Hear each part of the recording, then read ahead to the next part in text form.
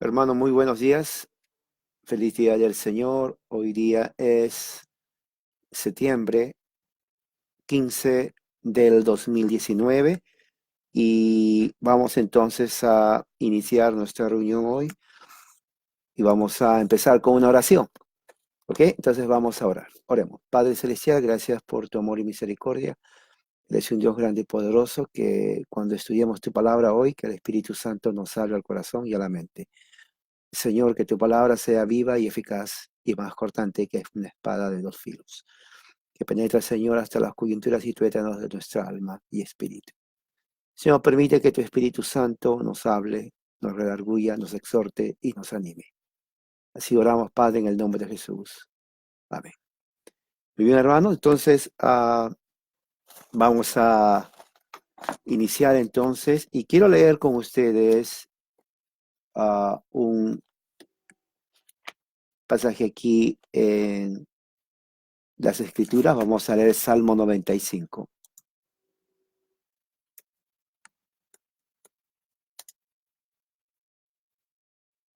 Vamos a leer Salmos 95. Vamos a leer a los 11 versículos, Salmos 95.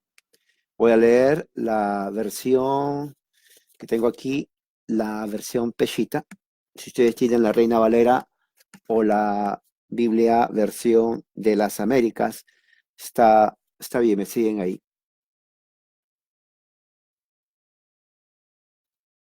Muy bien. Entonces dice así la bendita palabra de Dios: vengan, alabemos a Yahweh, cantemos alabanzas a nuestro Dios Salvador. Acerquémonos ante su presencia con acción de gracias, alabémosle con salmos. Porque Yahweh es Dios grande, Rey grande sobre los dioses. En sus manos están los fundamentos de la tierra y las cumbres de los montes. Suyo es el mar, pues él lo hizo, y sus manos formaron la tierra.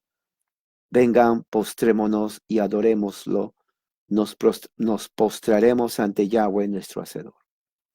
Porque él es el Dios nuestro, pueblo suyo somos y ovejas de su rebaño.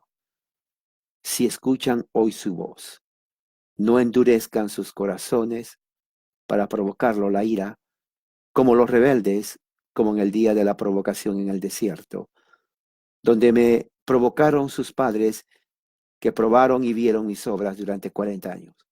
Me hastié de aquella generación y dije, es un pueblo que se extravía en su corazón y no han conocido mis caminos. Como juré en mi ira, no entrarán en mi reposo. Este es un salmo pactual escatológico, hermanos. Este salmo, Salmo 95, acaban de leerlo. Ahí está.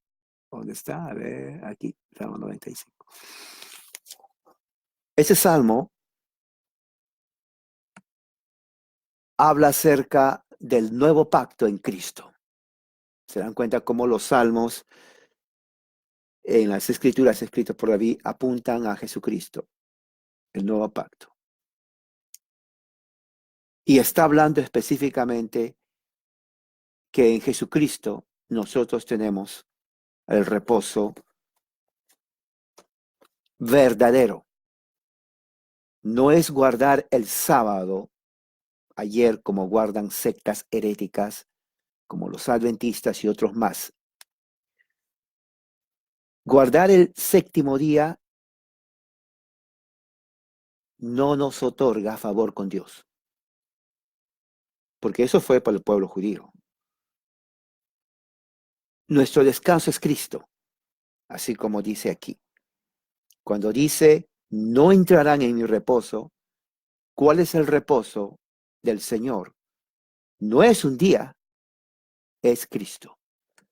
El que está en Cristo ya reposó de sus obras. Quiere decir, nuestras obras no nos van a llevar a Dios. Nunca lo hicieron, nunca lo harán. Nos condena. Por eso que el que está fuera de la gracia de Dios, está bajo la ira de Dios, está condenado ya. Pero el que está en Cristo ya descansó de sus obras, está en el reposo cristiano que es Cristo. Entonces nosotros ya entramos a su reposo, los que somos hijos de Dios adoptados, que hemos recibido el testimonio del Espíritu Santo. ¿Cuál es el testimonio del Espíritu Santo? El testimonio del Espíritu Santo es que somos hijos adoptados de Dios y el Espíritu clama en nuestro corazón, Abba, Padre. Abba es una palabra aramea que dice papá. La relación entre hijo y padre a través de Cristo se restablece. Entonces Dios ya no es un Dios enojado y yo no soy un hijo rebelde. Él es un Dios amoroso y yo soy un hijo obediente. Entonces yo le digo por el Espíritu Santo a Dios, papá, porque eso fue desde el principio. Se restablece lo que se rompió. Papá es mi religión. Eso se llama religión. La religión verdadera empieza con una relación con Dios. Esa es la religión verdadera. Porque somos un cuerpo en Cristo. ¿Me entiendes? Somos un cuerpo en Cristo. Y como cuerpo en Cristo, nos necesitamos unos a los otros. Cristo es la cabeza de su cuerpo, que es la iglesia. La iglesia es el verdadero Israel, porque los que son de la fe de Abraham, estos son hijos de Abraham, y los hijos nacen en la casa del Padre. Entonces, si somos hijos de Abraham, nacemos en la casa de Abraham, y el pacto y señal de la casa de Abraham para sus hijos es para nosotros, que viene a ser la circuncisión que se hizo en Cristo. Pero el pacto, la señal del pacto viene a ser el bautismo en Cristo. Quiere decir, niño y niña se bautizan como señal y sello de estar en el nuevo pacto en Jesucristo. Eso todo lo hemos aprendido por años. Los hermanos nuevos, entonces, presten mucha atención, no se distraigan. La distracción realmente hace que no siga la corriente de la predicación. Bien, entonces vamos a abrir la Biblia en Romanos capítulo 8, porque hoy día el texto de hoy es uno de los mejores textos que vamos a estudiar. Romanos capítulo 8. Vamos a leer los versículos del 28, aquí tengo, al 30. El tema de hoy se llama llamados con un propósito. Entonces voy a poner aquí tema llamados con un propósito. Llamados con un propósito. ¿Qué significa llamados con un propósito? Eso lo vamos a ver hoy. Así que vamos a abrir la Biblia. En Romanos 8 vamos a leer versículos 28 al 30. Tengo realmente 4 versiones. ¿Por qué tengo 4 versiones? Porque las 4 versiones, recuerden que las versiones son traducciones. O sea, se traduce del griego al español, porque los discípulos nunca hablaron español. Y el español de ese tiempo no es el español de hoy, era español puro de ese entonces, estoy hablando 2000 años atrás. Ahora ya no se habla español puro, ya lo hemos contaminado, lo que hablamos no es verdadero castellano, en otras palabras. Pero en fin, ese es otro tema. Vamos a leer, por eso tengo 4 traducciones de la Biblia, porque de esa forma nos da una ayuda a entender qué es lo que está diciendo. Si usted tiene la Reina Valera, que es la versión más común en todos, puede, otros tienen la América, yo tengo las dos en la internet, pero tengo también la Peshita y tengo la otra versión que acabo de comprarla, que es muy bueno, lo he estado viendo y realmente está igual al original, no es nada malo, ¿no? Recuerde que las versiones no son inspiración, son traducciones. Es como que yo traduzco del inglés al español. Otro viene, traduce del inglés al español, lo mismo, y cambian algunas palabras. Eso es la versión, ¿ok? Eso es la versión. Traducciones. Y eso recuerde, versión es traducción. Muy bien, ya que aprendió qué son las versiones, qué es traducción, entonces vamos a leer, voy a usar la versión de la Peshitta. Si usted tiene la Biblia de las Américas o la Reina Valera, me puede seguir. 28 al 30, dice así la palabra de Dios. Nosotros sabemos que a los que aman a Dios, Él nos ayuda en todo para bien, a los que designó anticipadamente para que fueran llamados. Porque habiéndolos conocido previamente, los marcó con la semejanza de la imagen de su Hijo, para que Él fuera el primogénito entre muchos hermanos. Porque a los que designó anticipadamente, Él los llamó. Y a los que llama, justifica. Y a los que justifica, glorifica. Gloria a Dios. Esta versión me gusta porque exactamente traduce lo que está diciendo el original. Es exactamente, y eso lo vamos a ver ahora. Ahora, la versión que tengo aquí, 28, dice así. Aquí está. Sabemos que a los que aman a Dios, todas las cosas cooperan para bien. Cooperar viene del griego trabajar. Aquí, por ejemplo, dice, a los que aman a Dios, dice la Reina Valera, todas las cosas les ayudan. En realidad, la palabra ayudar no nos da la idea correcta. La palabra correcta es, déjenme ver cómo dice cooperan. ¿Ve? Cooperan está igual como dice aquí, que dice la Reina, perdón, las Américas. Cooperar viene del griego trabajar. Trabajar. De eso está traduciendo el apóstol Pablo. Pablo utiliza la palabra ergo, que significa trabajar. O sea, dice, sabemos que los que aman a Dios, todas las cosas trabajan juntamente para bien. Eso lo voy a explicar. Esto es para los que son llamados conforme a su propósito. Dice la Reina Valera, esto es conforme a su propósito son llamados. Y aquí dice, esto es los que conforme a su propósito son llamados. ¿Se dan cuenta? Es igual. 29. Porque a los que antes conoció también los predestinó para que fuesen hechos conforme a la imagen de su Hijo, para que sea el primogénito entre los hermanos. Las Américas dice, porque a los que de antemano conoció, ¿no? También los predestinó a ser hechos conforme a la imagen de su Hijo, para que Él sea el primogénito entre muchos hermanos. Y aquí dice, porque a los que antes conoció, también los predestinó para que fuesen hechos conforme a la imagen de su Hijo, para que Él sea el primogénito entre muchos hermanos. Entonces, unanimidad, por unanimidad entre estas versiones, estamos viendo que la traducción del versículo 29 es correcta. 30, dice 30. Y a los que predestinó, a estos también llamó. Y a los que llamó, a estos también justificó. Y a los que justificó, a estos también glorificó.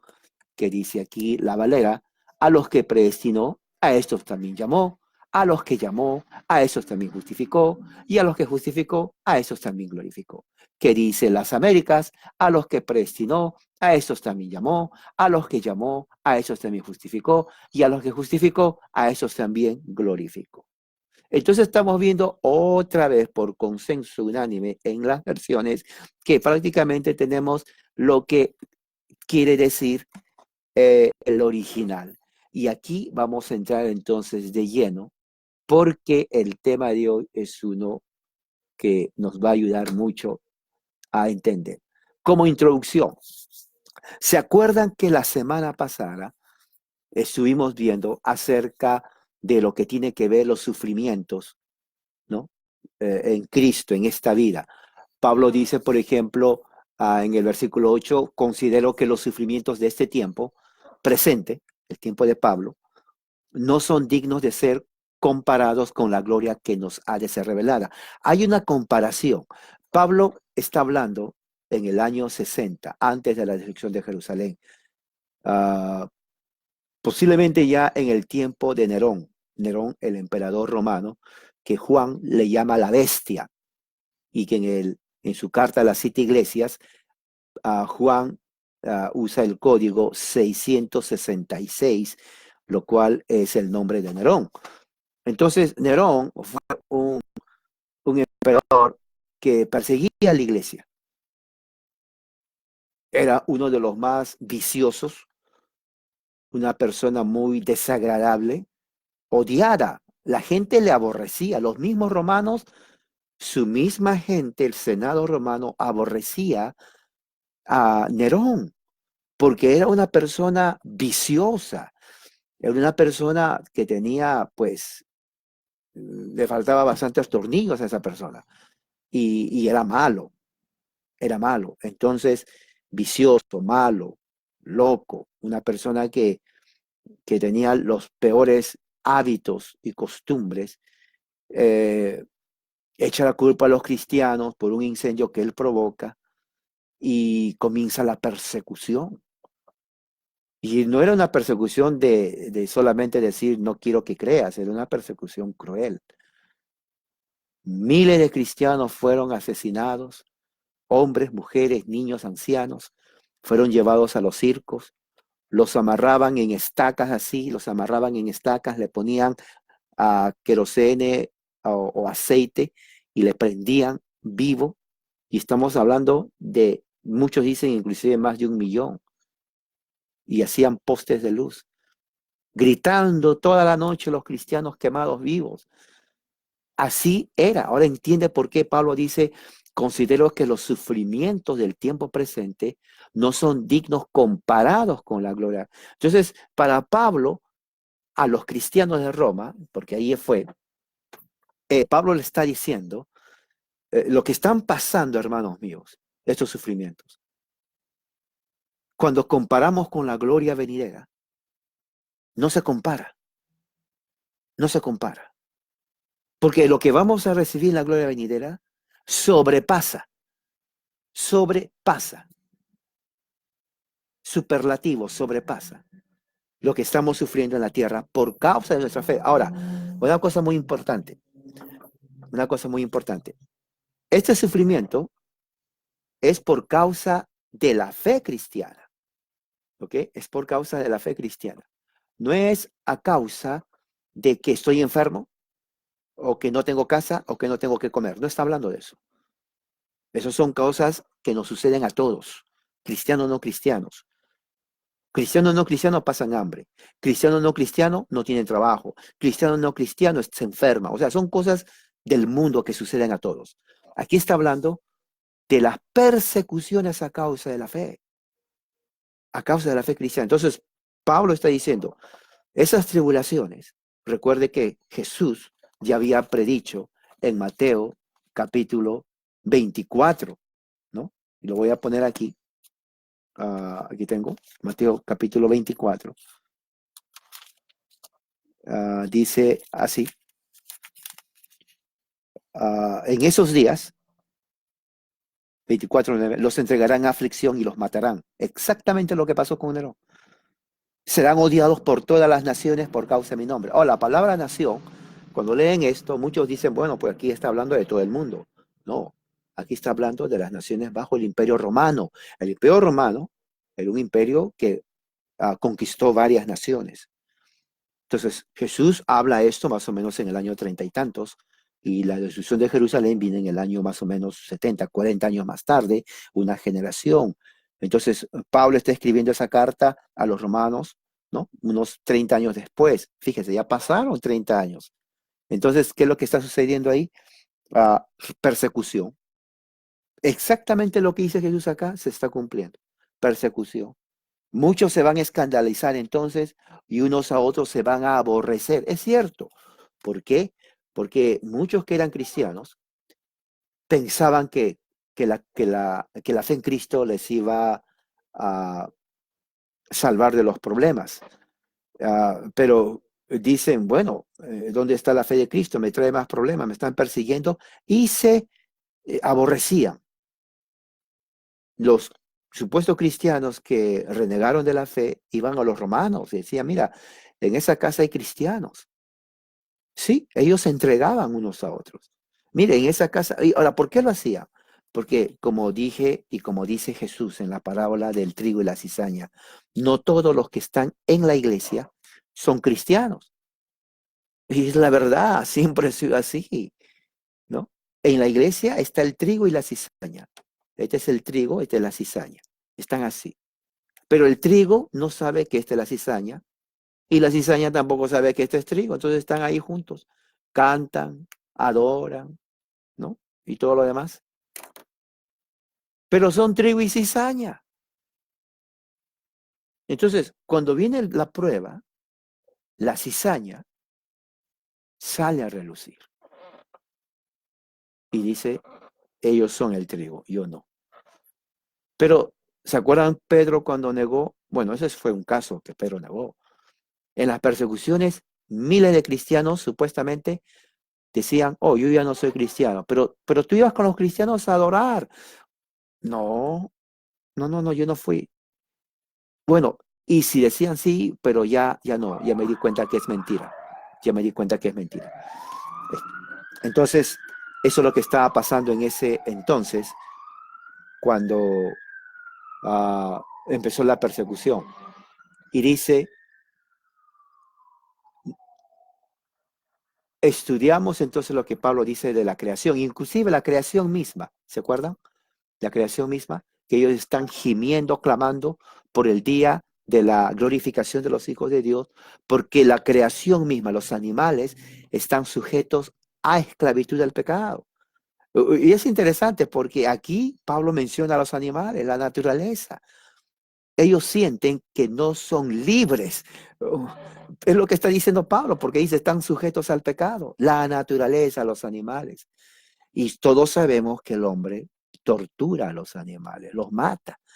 ¿Ve? Entonces, Dios no quiere eso. Dios quiere que uno sea mayordomo de la naturaleza, de la creación. Esto no nos pertenece a nosotros. Los animales no nos pertenecen a nosotros. La creación tampoco. Los árboles somos mayordomos. Es como que usted se va de viaje y le dice a un amigo, cuida mi casa, regreso en un mes.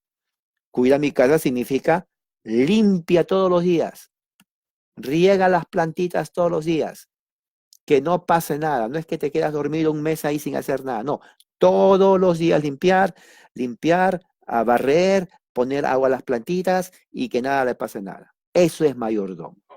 Entonces Dios nos puso en la tierra para cuidar todo lo que es de Él. Nosotros no somos nada. Ok, nosotros no es que yo me compré una vaca. Bueno, te compraste por la vaca, no es tuya al fin y al cabo. No, pero es de mi dinero, pero alguien le perteneció a alguien esa vaca. Esa vaca le perteneció a la mamá de la vaca. Así que lo que tú simplemente estás diciendo es regalar tu dinero para tener esa vaca, pero no es tuya en realidad. Porque tienes que cuidarla, tienes que alimentarla, no tienes que maltratarla. Y es que es la verdad. No hay nada de nosotros al fin y al cabo. Prueba. Cuando usted se compra una casa, tiene que pagar la casa, ¿no es cierto? ¿Qué pasa cuando usted se compra una casa y no paga? Le quitan. Entonces usted no puede decir, un momento, pero aquí dice que yo compré la casa, de ser el dueño.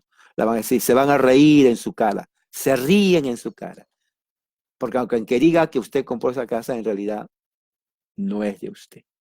Es más, aunque termine de pagar, no sé cómo en su país, pero aquí, si no paga los impuestos, le pueden quitar también las casas. Al fin y al cabo, pues nada es de uno, ¿no? Nada es de uno. Pero en fin, el punto es que estamos viendo, porque lo que dice Pablo más adelante tiene que ver que es el sufrimiento que está hablando Pablo, tiene que ver con el sufrimiento a causa de la fe cristiana. La tribulación tiene que ver a causa de la fe cristiana. ¿Ok? Eso tengan en mente. No tiene que ver con la tribulación de que me corrieron del trabajo, no tengo dinero, no tengo pan, estoy sufriendo. No se refiere a eso. Se refiere a causa de la fe cristiana. Muy bien. Ahora sí, ¿qué dice el versículo 28? dice, y sabemos, ahora la palabra sabemos quiere decir, justamente dice eso, porque los cristianos de Roma ya sabían lo que Pablo estaba hablando. Por eso dice, y sabemos. Sabemos implica que ellos ya sabían lo que Pablo estaba hablando, es algo que ellos ya conocieron, ya le predicaron a los cristianos de Roma. Es como cuando yo les hablo a ustedes, hermanos, todos sabemos que los domingos tenemos reunión a las 8. Cuando digo todos sabemos porque todos tienen conocimiento común que es verdad. Los domingos nos reunimos a las 8. Entonces, cuando Pablo dice y sabemos, lo que va a decir no es nuevo para los romanos. Al contrario, Pablo está usando lo que ellos saben para enfatizar una verdad. Los romanos no eran ignorantes de lo que Pablo estaba hablando, pero Pablo dice y sabemos. ¿Qué es lo que sabemos? Dice que a los que aman a Dios, todas las cosas les ayudan a bien. Ahora, bien interesante porque es condicional, pero al mismo tiempo es escatológico. ¿Por qué es condicional? Porque dice a quienes está hablando. Dice a los que aman a Dios. O sea, hay un grupo, Pablo está hablando de un cierto grupo de personas, no está hablando de todo el mundo, ¿no? El universalista, el pagano, los payasos de la televisión dicen, oh, Dios ama a todo el mundo. El amor de Dios es para todos. Somos hermanos. Un abrazo, ¿no? Así sale, ¿no? Todos somos hijos de Dios, dice. Cuando yo escucho eso me río. Porque son tan arrogantes y soberbios esta gente que quieren saber más que Dios y quieren ser más sabios que Dios. Pero mira lo que dice aquí Pablo. Pablo dice a los que aman a Dios. O sea, quiere decir un cierto grupo de personas de toda la humanidad aman a Dios. No todos aman a Dios. No tengo ni siquiera que convencerles para decirles que no todos aman a Dios. Mira a su alrededor, agarra el periódico, la internet. Mujer mata a sus 4 hijos. ¿Cómo? ¿Mujer? ¿Una madre? Sí. Esposo le trituró la cabeza a su hija. ¿Esa es novela o verdad? Es verdad. Atropellan 5 veces a una mujer para quitarle a los hijos. Entonces, todos los días, en todas partes del mundo, hay asesinatos. Entonces, esa es la prueba de que no todos aman a Dios. Está la prueba. No todos aman a Dios. Pero hay un cierto grupo de personas de toda esa humanidad que aman a Dios. ¿Qué pasa con ellos? A esa gente que ama a Dios, a esa gente que ama a Dios, todas las cosas, quiere decir todos los problemas a causa de la fe en Cristo, les ayudan para bien. Ahora, es cierto, cuando dice todas las cosas, uno dice, bueno, estoy enfermo, no tengo dinero para la medicina, mi esposo no trabaja, ¿qué voy a comer? Mis hijos no saben que estoy enfermo y estoy solo o sola. Pero yo creo en Dios. Señor, tu promesa es que a los que aman a Dios todas las cosas les ayudan a bien. Yo te amo a ti. Claro, todos están en una situación, todos de una u otra forma tienen un problema familiar, económico o de enfermedad. Generalmente es eso, ¿no? Familiar, relaciones entre personas en la misma casa, odios, rencillas, resentimientos, dinero o falta de dinero. No hay por trabajo, porque me pagan mal o porque los que me pagan, pero tengo una familia de 15 personas y no me alcanza. O enfermedad. La enfermedad, nadie está inmune a la enfermedad. Y hay enfermedades livianas que se pueden, usted sabe, tratar, pero hay otras no, que requieren intervención, tratamiento médico. Entonces, todas esas cosas que afligen a cristianos y no cristianos, uno ora, el cristiano ora, porque eso le aflige a cristianos y no cristianos. ¿Ok? El cristiano, como el no cristiano, se enferman, los dos iguales. Pero hay algo que solamente le afecta al cristiano y no al no cristiano. Y es la fe. La persecución por la fe. El que no cree en Cristo no le van a perseguir. ¿De qué se va a preocupar el que no cree en Cristo? De nada. Pero el cristiano por su fe, este es el ejemplo, le van a perseguir. Y existe hoy en día lugares donde se persigue a los cristianos por su fe. En los países comunistas y en el Islam. Islam es una religión ya más de 1 billón, de burro, billón. Y ellos rechazan el cristianismo. Y es una religión violenta, es la verdad, violenta. Puedo hablarles del Islam más de 2 horas, pero no es el tema. Pero para especificar en cuanto a que en esos países se persiguen a los cristianos a muerte. Lo que sufren más ahí son las mujeres y niños. Por eso siempre he puesto, si ustedes se dan cuenta, he puesto, dé gracias a Dios que no nació en un país musulmán, si es mujer. Y no exagero. Toda mujer que nace en un país musulmán es un infierno en la tierra. Con eso le digo todo. Imagínense todo lo que puede ser un infierno para la mujer. Eso es. Eso es. Nadie las defiende. Entonces, si es cristiana, peor. Entonces, Pablo está hablando, cuando dice a los que aman a Dios, todas las cosas les ayudan a bien. Está hablando cuando sufrimos por nuestra fe. Cuando sufrimos por nuestra fe.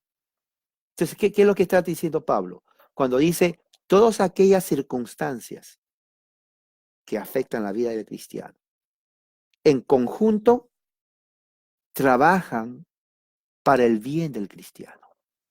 Ahora, la palabra bien no dice, bueno, entonces ¿en qué sentido me va a ayudar? ¿Me va a liberar de esto? No, no. Pablo no se está refiriendo a que cuando dice trabaja para bien la va a liberar. Pablo se está refiriendo a lo que dice exactamente, aquí lo voy a poner, a lo que dice exactamente en el versículo 8. Considero que los sufrimientos, por eso empecé con ese texto, considero que los sufrimientos de este tiempo, que son esas cosas, no son dignos de ser comparados, trabajan para bien, con la gloria que nos va a ser revelada. A eso se refiere. Entonces, el versículo 28 está hablando de la gloria que vamos a experimentar con Jesucristo en su venida. Todo lo que estamos sufriendo por la fe, Pablo está diciendo, no es nada, todo eso va a trabajar para bien. Si amamos a Dios, todas esas cosas van a trabajar para bien. Porque en la persecución se pierde hijos por causa de Cristo. Se pierde familia, le quitan propiedades. Y lo último, pues pierde su vida. Todas esas circunstancias en conjunto trabajan para bien. ¿En cuál es el bien? La gloria de Cristo. Entonces, de ahí dice, ¿no? De ahí dice, esto es, en otras palabras, cuando dice esto es, aquí, versículo ahí mismo, ¿no? Es el 28, vamos a ver, aquí está. Esto es, ¿no? Para bien, coma, esto es, o sea, la explicación viene a ver, ¿a qué se refiere? A los que conforme a su propósito son llamados. ¿Quiénes son los que aman a Dios? Por eso el tema de hoy es llamados con un propósito. ¿Quiénes son aquellos que aman a Dios? Los que aman a Dios son aquellos que conforme a su... Ahora, la palabra conforme, lo que está diciendo es justamente los que están de acuerdo al propósito de Dios. Ahora, vamos a entender un poco más. Cuando está hablando conforme a o de acuerdo a, se está refiriendo a un decreto de Dios antes de la fundación del mundo. Entonces Dios antes de la fundación del mundo, de toda la masa de la humanidad creada, a un grupo de personas. Dice aquí, conforme a su propia voluntad, santa y perfecta voluntad de Dios. Él llama a un grupo de personas, no a todos, según su propósito, de acuerdo a su plan. La palabra propósito implica un plan a largo plazo. Es un plan. Eso es, de acuerdo a un plan que tuvo desde antes de la fundación del mundo, Él elige. Dios nunca ha elegido o elige a alguien solamente porque le da la gana de elegir. Dios lo elige con un propósito. Hay un propósito preplaneado antes de la fundación del mundo. Los que amamos a Dios, lo que está diciendo Pablo, es porque hemos sido llamados por Dios con un propósito. Es lo que está diciendo. Repito, los que amamos a Dios, hemos sido llamados por Dios con un propósito. No todos aman a Dios, ¿ok? Pero los que amamos a Dios, hemos sido llamados con un propósito. Ahora, versículo 29. Y aquí viene lo que vamos a leer. Dice, porque a los que antes conoció, ahora, versículo 29 al 30, mucha gente se confunde. En realidad, el versículo 29 y 30 viene a ser una explicación de lo que Pablo dice en el versículo 28. Pablo termina el versículo 28 y dice lo que está diciendo eso. Ok, les voy a explicar lo que quiero decir cuando digo conforme a su propósito son llamados. Eso es lo que está diciendo Pablo ahí. Les voy a explicar. Entonces Pablo procede y dice, bueno, primeramente, al grupo de personas, hay un grupo de personas, Pablo dice, de toda la humanidad, que Dios los conoció antes de la fundación del mundo. Por eso dice, a los que antes conoció. Ahora, otra explicación. La palabra conocer, literalmente en el griego, significa tener conciencia de lo que existe, de lo que pasa a mi alrededor. Conoce lo que está pasando, ¿no? Implica una mente sana, racional, que es consciente de lo que está pasando, de la realidad, literalmente. Pero en el contexto teológico, cuando Pablo usa esa palabra conocer, no se está refiriendo solamente a que, oh, yo sé que he hecho su marcador. No se está refiriendo a eso. Se está refiriendo justamente al amor de Dios, al amor y la gracia de Dios especial que Él tiene para aquellos que Él conoció. ¿Por qué? Porque todo lo que se desprende después tiene que justificar que Dios no solamente los conoció, o sea, en el futuro, o yo conozco quién es, decir Felipe, no. Hay una relación íntima. Se compara la intimidad, ese conocimiento se compara cuando la Biblia dice, y diríamos, José conoció a María. Entonces, la palabra de José conoció a María no se refiere a que José la conoció en persona, le miró su cara y ya sé quién eres tú. Se refiere a la relación íntima sexual de José y María. Entonces, cuando hay la relación íntima sexual, eso se llama conocer. Esa relación íntima implica un conocimiento perfecto, lo cual es correcto, lo cual es correcto. Nadie conoce a nadie hasta que sucede eso. Eso es lo que dice la Biblia. Cuando Pablo dice a los que, porque a los que antes conoció, está hablando a los que, está hablando del amor especial que Dios tuvo en aquellos antes de la fundación del mundo. Hay una gracia especial. De entre toda la humanidad, Dios ama en forma especial a ese grupo. Y dice así, a los que antes conoció, ¿no? Dice, también los predestinó. Ahora, lo que viene aquí son 5 puntos especiales que se llaman los 5 puntos de la redención. Esto lo tienen que ustedes que... Esto. Lo voy a poner aquí porque esto es importante. Esta doctrina hecha por tierra, la doctrina pagana del libre albedrío.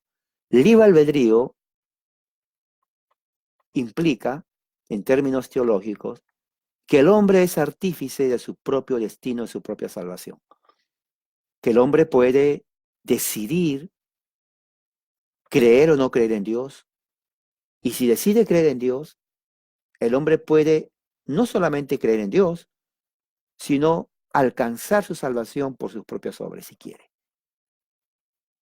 En realidad, es cierto, uno es libre, pero escuche, es como que yo digo en este momento, mire, yo soy libre, esto lo puedo tirar, nadie me va a impedir que no tire esto, lo tiro.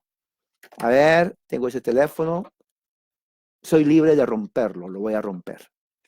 La gente cree que eso es la libertad. Eso no es el libre albedrío. Simplemente el hombre, no estamos nosotros actuando condicionados a nuestra naturaleza. La persona que dice yo no quiero creer en Dios porque no quiero y no lo voy a hacer, no está ejerciendo libre albedrío. Simplemente está siendo llevado así como ustedes tienen un perro, yo tengo perro. Le pongo el collar y le jalo. El perro me sigue, el perro puede estar, el perro camina solo, yo no camino por él. Entonces, en su mente el perro dirá, bueno, soy libre, estoy caminando. Pero en realidad es libre mi perro. No, el perro camina, pero camina por donde yo le digo, yo lo dirijo. Vente por acá y le digo, siéntate, se sienta. Yo no me siento por él, él se sienta solo. Le doy su comida, come, yo no como por él, él come solo. Pero él come cuando yo le doy. Él camina cuando yo quiero hacerle caminar. Él se sienta cuando yo le digo que se siente. Si no le quiero dar agua, no le doy. O sea, en realidad está bajo mi voluntad. Entonces, el libre albedrío trabaja así. Uno dice, no, yo quiero hacer esto, esto. Y entonces el hombre cree, bueno, cree que es libre. No, no, no es libre. Él simplemente está siendo llevado por el collar de su propia naturaleza caída. Él hace lo que su naturaleza le dice que haga. Entonces no es libre, no es libre. Y eso es justamente lo que aquí está refutando. Porque está hablando de los 5 puntos. Número 1, el conocimiento. Dios nos conoce antes. Ese conocimiento no es de saber quién eres tú, sino es de un amor especial a ese grupo de personas, que son los que le aman. Muy bien, esta es parte de la redención. Segundo, aquellos que Dios amó, puso su amor especial, que es conocer, los predestinó. Ahora, la palabra predestinar a muchos que no son reformados no les gusta. Reformar tiene que ver con aquello que ya está predeterminado. Y muchos no entienden eso, porque dicen, bueno, si está predeterminado, entonces no voy a hacer nada porque de todas maneras va a pasar. Eso es incorrecto.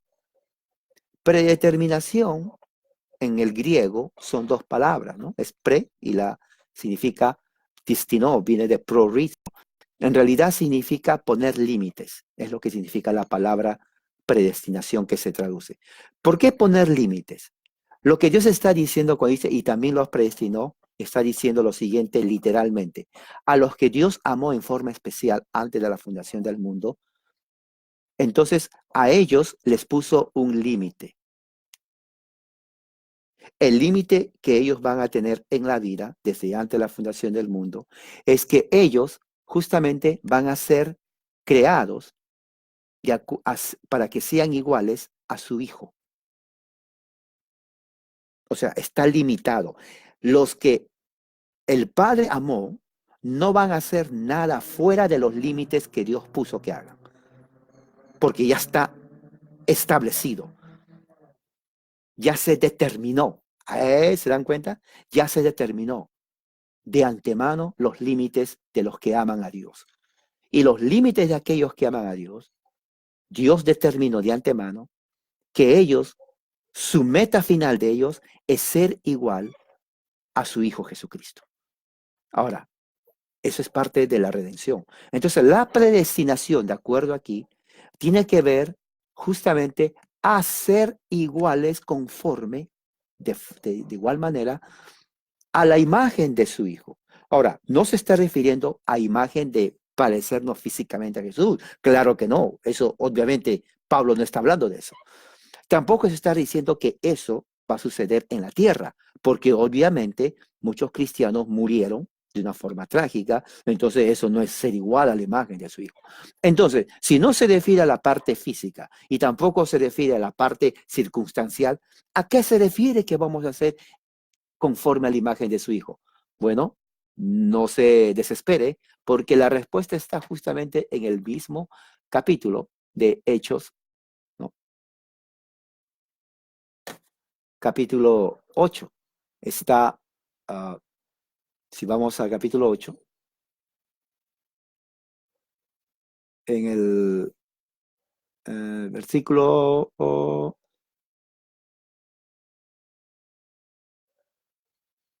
más arriba está ok, está el 8, 7, el Espíritu, a partir del 9 en adelante. Mira lo que dice uh, Romanos 8, 9. Mas vosotros no vivís según la carne, sino según el Espíritu.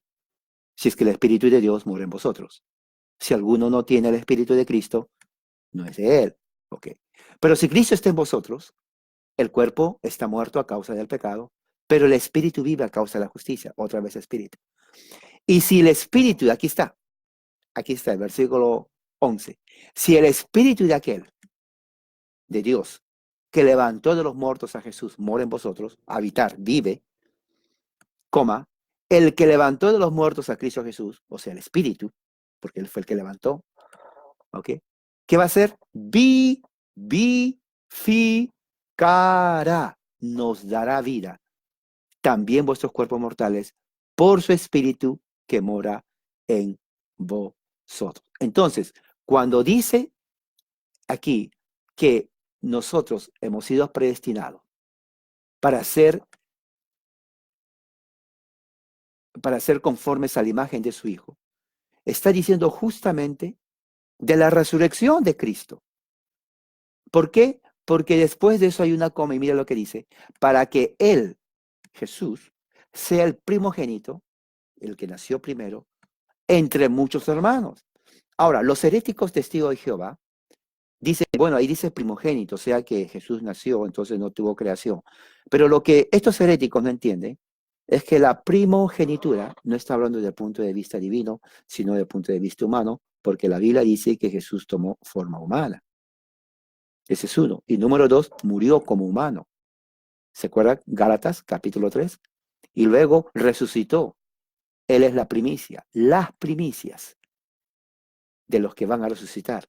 Entonces, ya que se está hablando de la resurrección de Cristo y luego ser glorificado, cuando dice somos hechos, hemos sido predestinados por Dios para ser conformes a la imagen de su Hijo, está refiriéndose a la resurrección de Cristo. Que cuando nosotros vamos a resucitar, ¿qué es lo que va a pasar? Vamos nosotros también a ser ¿qué? Glorificados. Y eso está justamente en versículo 17. Mire versículo, Romanos 17. Y si hijos, perdón, empezó 16, 17. El Espíritu mismo da testimonio a nuestro espíritu de que somos hijos de Dios. Se restablece la comunión. Ya existe una comunicación entre nuestro espíritu y el Espíritu de Dios. Y este es el testimonio del Espíritu. El testimonio del Espíritu es que nos dice somos hijos de Dios. 17. Y si somos hijos, también herederos. Aquí viene. Y herederos de Dios. Y aquí dice, coherederos con Cristo. Coherederos con Cristo. Entonces, cuando dice fuesen hechos conforme a la imagen de su Hijo, para que Él sea primogénito entre muchos hermanos. Está hablando de la glorificación y dice 17, si es que padecemos juntamente con Él. ¿Se dan cuenta que la idea de Pablo de la persecución romana está ahí? Otra vez dice persecución. Para que juntamente con Él seamos, ¿qué? Mira lo que dice 17, glorificados. O sea, la glorificación es con Cristo. Y cuando Pablo dice en el versículo 19, para que Él sea el primogénito, está refiriéndose que Cristo primero resucita para la gloria. Nosotros vamos a también resucitar juntamente con Él y vamos a estar, como dice aquí, juntamente con Él glorificados. A eso se refiere que vamos a ser conformes a la imagen de Dios. O sea, la predestinación o lo que Dios puso de antemano, los límites por las cuales hemos sido creados, puso límites, es con el solo propósito de ser hechos iguales a Cristo en la glorificación. Seamos glorificados en la vida eterna. No se refiere ser iguales, semejantes en físico, es obvio que no, ni tampoco en las circunstancias, es obvio que no. Se refiere a la glorificación que vamos a tener cuando Cristo viene. Para eso hemos sido predestinados, para la gloria. En otras palabras, la salvación, por lo que estamos mirando aquí, parte de la gloria de Dios hacia la gloria misma de Dios. Fíjese, porque Dios predestinó esto en su gloria. Nos crea, vivimos, morimos, ¿y a dónde vamos a ir? A la misma gloria de Dios, de donde viene Jesucristo. Eso es el plan de salvación. Pero ahí no queda. Fíjese lo que dice más adelante, versículo 30. Mire, dice el versículo 30. Y a los que predestinó, a nosotros, que ya nos planeó para ser iguales a su Hijo, cuando estemos en gloria, a estos también llamó. Ahora, bien interesante, porque no dice aquí a estos los llamó de antemano. Dice a estos llamó. ¿A qué se refiere eso? La palabra llamar en griego significa que demandar que alguien venga y se presente. Es como cuando un juez dice, ven tú para aquí en mi presencia, le está llamando con orden. Ahora, entonces, ¿cómo se aplica eso a lo que Pablo está diciendo? Bueno, recuerde que los predestinados, aquellos que Dios de antemano planeó que van a ser uh, amados por Dios y van a ser de acuerdo a la imagen de su Hijo en gloria, ellos tienen que convertirse en hijos de Dios. ¿Cómo se convierten en hijos de Dios? Cuando escuchan el Evangelio. Entonces, la predicación del Evangelio hace que los que son predestinados respondan al llamado, crean en Cristo y reciban el Espíritu Santo de adopción. Entonces, lo que Pablo está diciendo aquí justamente lo que está explicando cómo uno es llamado. Uno es llamado, dice, porque Dios desde antes de la fundación del mundo lo ama. Número 2, porque le predetermina que ellos van a ser creados para que sean iguales a la semejanza de su Hijo en gloria. Y para que eso suceda, van a ser llamados cuando escuchen el Evangelio. Cuando escuchen el Evangelio, el llamado del Evangelio que venga, ellos van a responder al Evangelio, ¿no? Aceptando a Cristo, creyendo en Él, recibiendo el Espíritu Santo que grita, tú eres mi Hijo. Por eso dice aquí, y a los que llamó, a los que Dios llamó y que responden al llamado, a estos también justificó. Exactamente lo que estamos hablando. Mire lo que dice, ¿no? En Romanos capítulo 5, versículo 1. Romanos 5:1 dice, justificados pues por la fe. Ahí está, justificados por la fe. ¿Cómo somos justificados? No justificados por las obras de la ley, porque nadie es justificado por las obras de la ley. Somos justificados por la fe. Porque cuando somos justificados por la fe, tenemos paz para con Dios. ¿Qué significa justificación? Le voy a poner un ejemplo claro para que usted entienda, porque mucha gente no entiende esto. Justificación significa que usted es, digamos, culpable de un crimen, de un delito. Usted se presenta al juez. Usted sabe que es culpable. Entonces el juez está listo a decir una sentencia en usted. Entonces usted no está justificado ante el juez. La única forma que usted puede ser libre es que alguien justifique. Que alguien venga y le diga, ¿sabe qué? voy a defender a esta persona. O sea, le quiere justificar. Solamente cuando la justificación es válida, entonces el juez puede determinar, bueno, ya no eres culpable. Entonces, cuando dice aquí, a los que llamó también justificó, está diciendo que aquellos que ponen su fe en Cristo, que creen en Jesucristo y reciben el bautismo del Espíritu, que viene a ser el testimonio de que tú eres hijo mío, en ese momento que ellos son hijos de Dios, entonces Dios los justifica, las declara libre de pecado, no te voy a castigar, eres inocente porque has puesto tu fe en mi Hijo Jesucristo. Has respondido al llamado, eres un llamado, viniste, respondiste al Evangelio, crees en Jesús y yo te declaro justo. Te declaro justo sin culpa. Por eso dice y también justificó. Pero ahí no queda, porque uno es justificado en carne, ya ahora somos justificados. Pero ¿qué pasa cuando muere? Versículo, lo que dice ahí mismo, y a estos que justificó, también glorificó. Que justamente es lo que dice versículo 21, que dice, porque también la creación misma será liberada de la esclavitud de corrupción a la libertad gloriosa de los hijos de Dios. 21. ¿Y qué voy a hacer con el 21? Esto. Entonces, versículo 21, 8:21, mira lo que dice. Dice 21, con la esperanza que también la creación misma será libertada de la esclavitud de corrupción a la libertad de la gloria de los hijos de Dios. Entonces, cuando dice también glorificó, está hablando, está en el indicativo. El indicativo implica que es una realidad, que es una realidad, que nuestra vida de redención no termina cuando somos justificados, termina cuando somos glorificados con Cristo. Somos glorificados con Cristo. Y esto justamente, ¿no? Lo dice, ¿no? En el versículo 17. Para que juntamente con Él seamos glorificados. ¿Bien? Ahora, uh,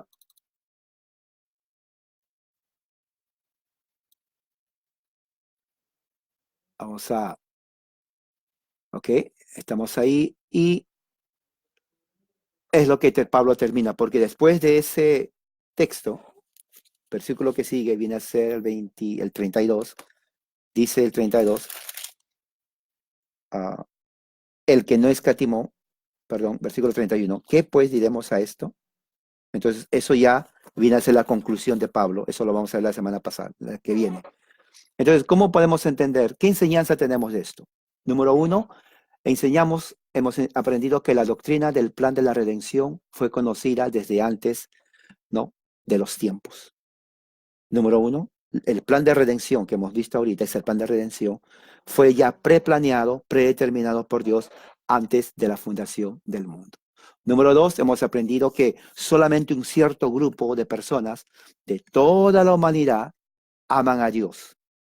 No todos los aman a Dios, solamente un grupo de personas aman a Dios y lo aman para siempre.